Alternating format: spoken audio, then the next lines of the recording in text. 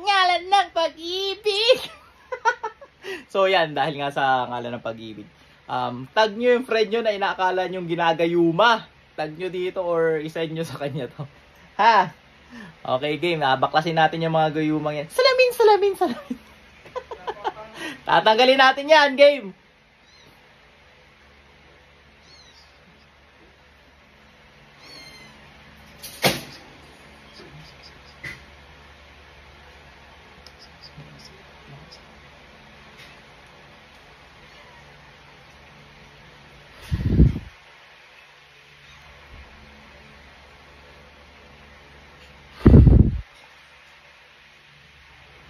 Yan, kung bago ka pa lang sa channel ko, follow nyo ito. Itag nyo yung mga inaakala nyong ginagayuma at ano naramdaman nyo after ng basbas. Share nyo to at follow yung page ko. Salamin, salamin, salamin sa ngalan ng pag-ibig.